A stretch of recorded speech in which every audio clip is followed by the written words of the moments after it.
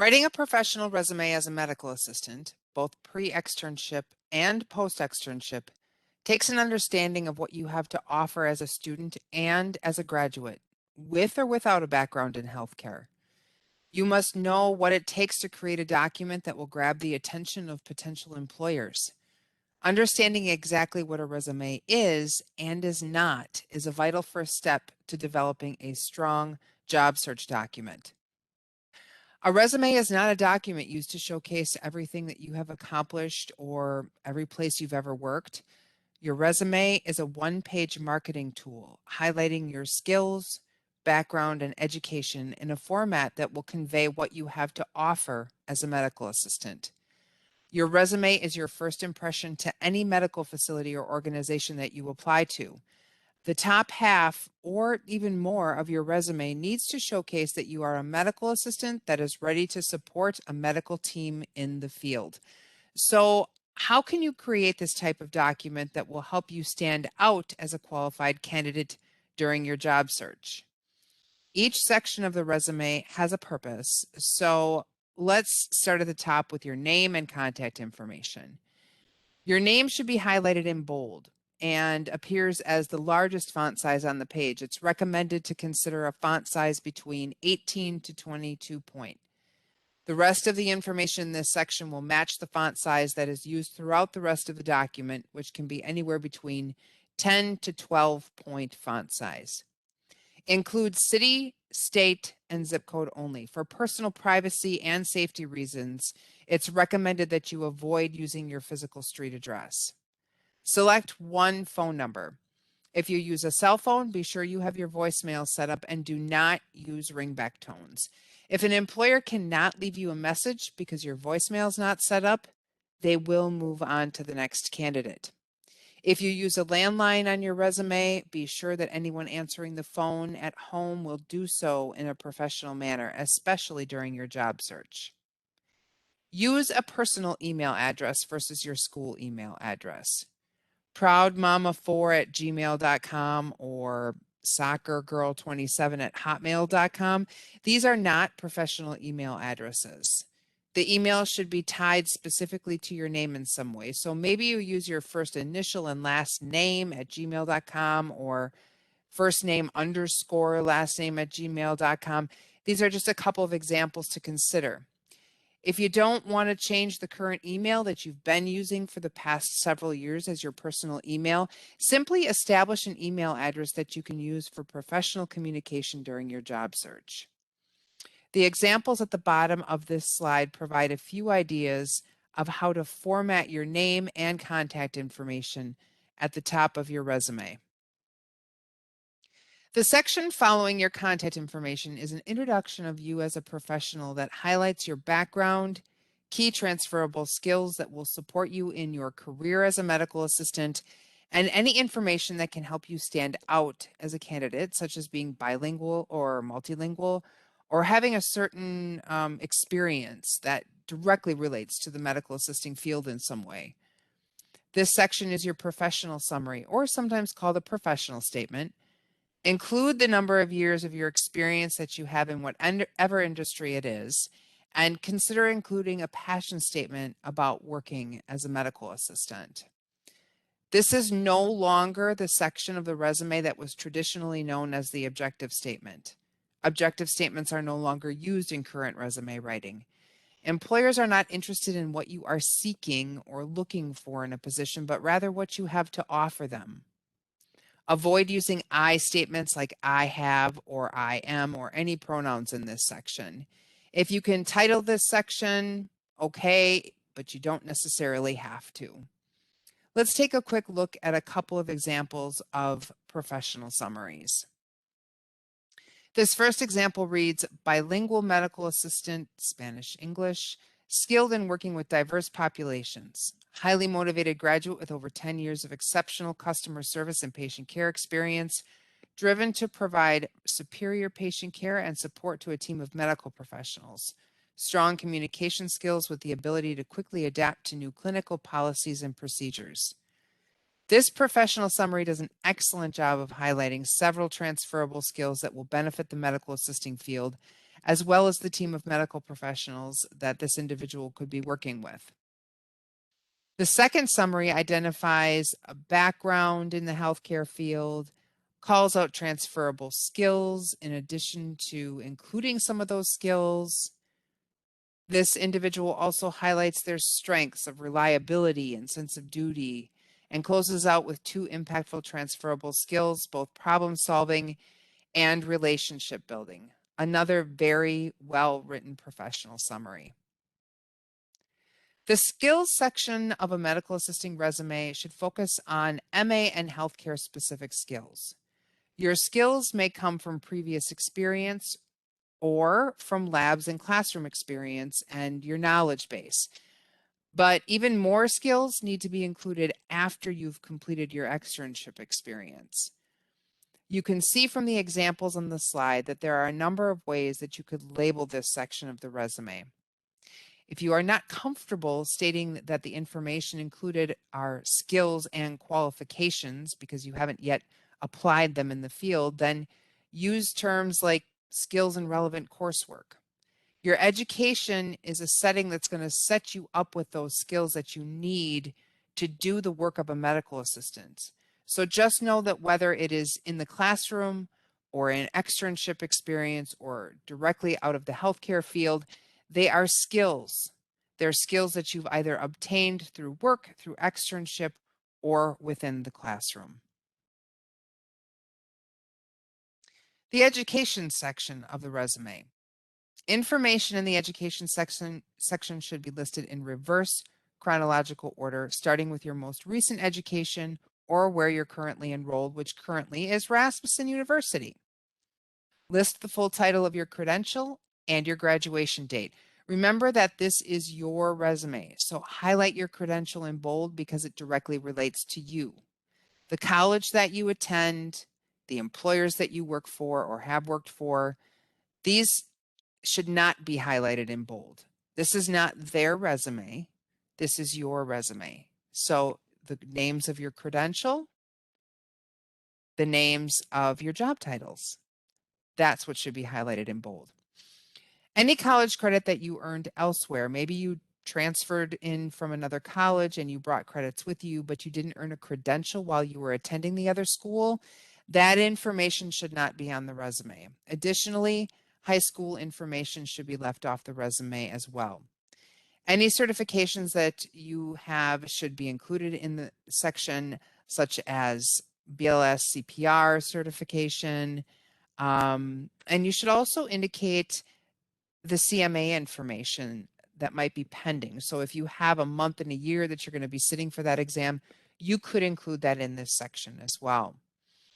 Externship experience can follow the education section on the resume or be embedded within the education section.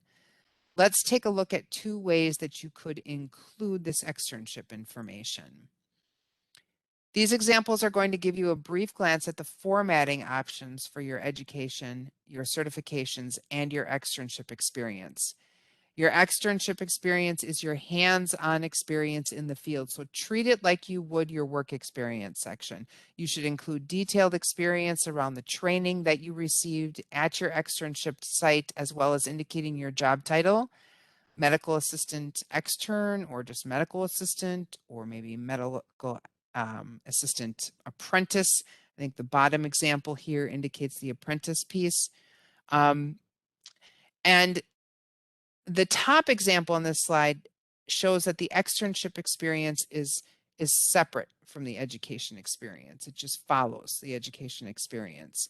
While the example below shows you a way to actually embed the externship experience within your education section. And you'll notice that the title includes education, certifications, and training. So make sure that however you format this, that you're titling that section accordingly. The work experience section. As mentioned previously, this is not a document that should include all of your work history. Include experience within the last 10 years and highlight your job titles in bold. Under each position, you will not be including a long list of job duties or job responsibilities, but rather you will develop 3 to 5 accomplishment statements that provide detail and bring purpose to the responsibilities that you were given in each position. Each statement will start with a past tense action verb or a present tense action verb if you're still in the position. So for example, if you're currently working in the position, you might manage, support, assess, help. If you are no longer in the position, then you managed, you supported. Put an ed at the end to create that past tense action verb.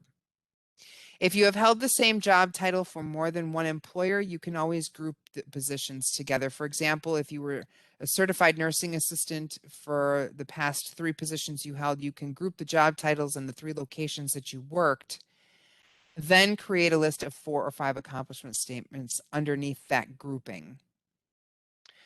So how does someone take job responsibilities or job duties and turn them into accomplishment statements? Let's look at some examples of that. Provide patient care. That generally says something, and many may understand what that means, but getting more detailed about the information will show that you have an understanding of the responsibility that you were given and explain how you carried out that responsibility. So the example underneath reads, observe changes in patient's physical and mental condition. It's very descriptive. And promote continuity of care through communication with other caregivers. So it shows that providing patient care is a twofold thing. You're not only paying attention to the patient, but communicating about patient's well-being with other caregivers. And in conclusion, report concerns to charge nurse. That's an excellent statement. The second example, served food, and waited on customers. Okay, so that's average. You know, let's take that to the next level. Maintained high standards of customer service. That really says something. During high volume, fast-paced operations, that means you're quick on your feet to ensure satisfaction. Customer satisfaction is very, very important in the food service industry. It's very, very important in many industries. Resolved complaints promptly and professionally. Excellent example. All right, so our final example, work with children in the classroom. That can mean anything from observing nap time or reading stories to actually supporting the development of curriculum that gets applied in the classroom with children. So enhancing the information for that statement could read something like, establish a positive, safe, and healthy learning environment by planning creative activities for the children to have fun and encourage social, emotional, and educational growth. All of these examples help to give you some ideas about how you can improve and enhance the information in this section of your resume. And that's really the idea. Bringing your resume to the next level, elevating it above other candidates that might be applying for the same positions that you are. There are additional sections of the resume that could be included as well. Volunteer experience can be highlighted on a resume, especially if you don't have a lot of professional experience to include, or if you're looking to highlight healthcare related volunteering. You want to make sure that it's more of a long-term volunteer experience that you're including. Military experience. No matter how dated this experience is, this should be included on your resume, and it should have its own section on the resume. Make sure that you proofread your resume multiple times. Print it and read it. Read it top to bottom and bottom to top, and ask 1 or 2 other people to read it. Reach out to your career services advisor and ask them to review it and provide you with feedback and suggestions. Always keep your information up to date and accurate, and always be honest. You have to speak to the details of your resume in an interview. So just be honest and don't embellish skills or other information. What is important to understand is that the application process online can prevent success in job searching if you don't know what to avoid or the steps to take to be successful. And here's just a few tips for you. Submit a PDF versus a Word version of your resume. So once you complete your resume in Word, save it as a PDF and use it when applying online where you can. There are some applicant tracking systems that will only allow you to use a Word version, then use the Word version. But if you can use the PDF, use it, because it's like taking a picture which cannot be shifted or adjusted when submitting it online. Keep resumes simple, aligned, and easy to read, and always consistent in the formatting. Select a common font style and stick with it. There are a couple of examples here on the screen. Calibri, Garmin, Helvetica, Open Sans. You just want to make sure that they're easy to read. Do not use any acronyms. In the education section, it was explained how to spell out the full name of your credential, and it really is the same throughout the resume. So if you were a CNA, a certified nursing assistant, make sure that you include certified nursing assistant on the resume, not CNA. Always start your resume, the section of your resume, with your work experience, with your job title, the education section with the name of your credential, followed by all the other information, because that really is, again, the most important piece, right? What applies directly to you, your job titles, your credentials. You want those things to tie into your name directly. This is your resume. All right, here are some additional do's and don'ts. No color, borders, icons, pictures, scroll fonts, text boxes. We encourage you to avoid those things if you can. Just stick to the information on the page. No fancy bullets. Keep it simple. A solid circle is all you need. Do not include references upon request at the bottom of your resume, because that's taking up space and it's assumed information. If an employer wants to ask you for references, they're going to ask you for references. There's no reason to include that. There should be, again, no high school information on the resume. And do not use headers or footers. You type the information directly into the Word document. And if necessary, you can adjust the margins on your document to fit all the information onto one page. Again, no work addresses or phone numbers, no personal physical addresses. Remember that, please. No irrelevant awards or accomplishments. Your interests and hobbies do not belong on the resume. Make sure that you are listing conferred college degrees and credentials. Do include work experience within the last 7 to 10 years. Do list education and employment in reverse chronological order. Again, that means your current or most recent first, and then back from there. Do submit your resume in a PDF if you have that option, and reach out to your career services advisor with any questions relating to content or formatting of your resume. Again, please reach out to your career services advisor for any additional support.